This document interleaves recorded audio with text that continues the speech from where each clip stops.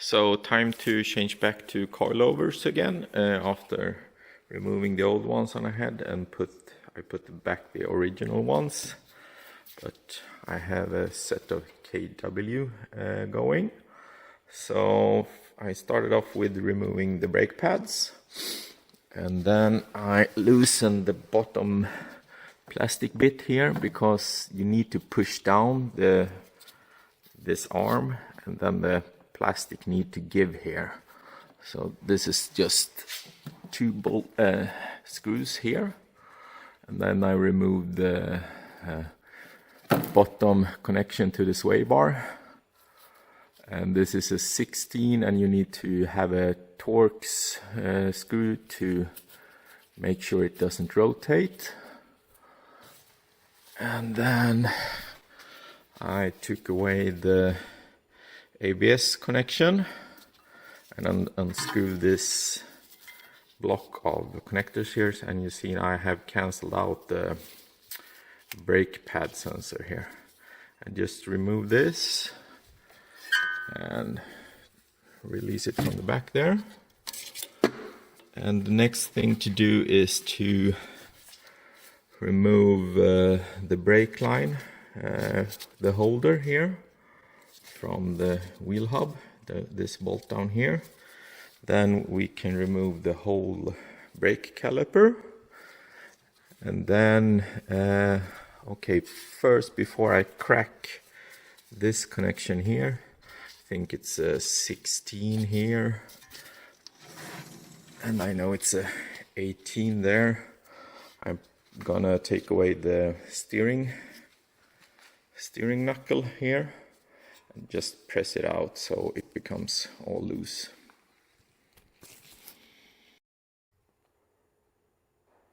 So now I remove the bolt here that squeezes through the tube, and I also cracked the steering column here, so now everything is loose, and also the brake caliper is just with this one nut here, so it's easy to remove. So the next step would be to loosen the bolts at the top from the upside over up there, and just then afterwards just take everything and bring it down and pull the damper and everything out. So yeah. So I just wanted to show you one thing that you need to think about. You see this ring here? It's used to make sure the damper doesn't go too low in the wheel hub here. And since you have the external reservoir, you can't have that ring there. So they welded a small tab on the side there to make it stop, and you also have a metallic tab on the rear. And yeah, it's quite easy to get in there. You just pull down the whole thing. One thing you need to think about is to make sure that you get this locking screw up front, so you don't end up with it on the back side, because then it's hard to reach.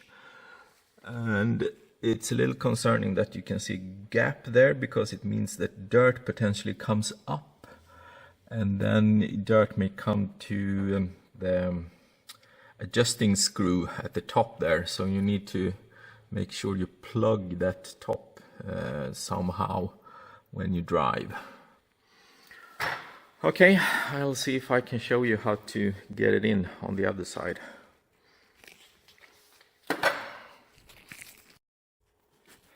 Now everything is loose here.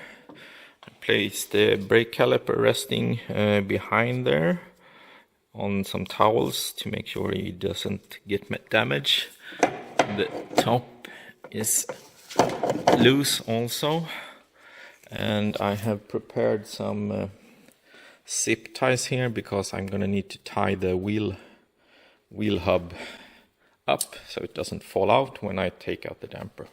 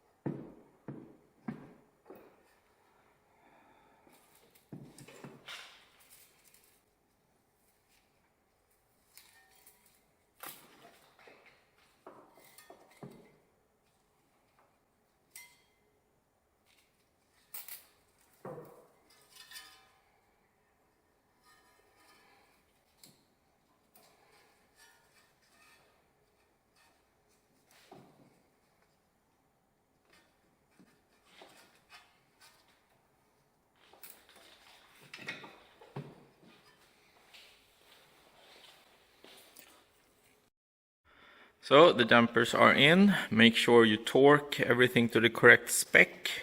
So the bottom link to the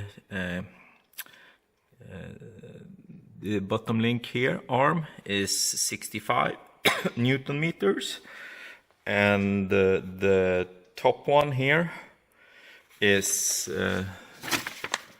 this one, but on the other side naturally. That one is 85, and this one is 75, and the top ones up there is 33, and the brake caliper is 85.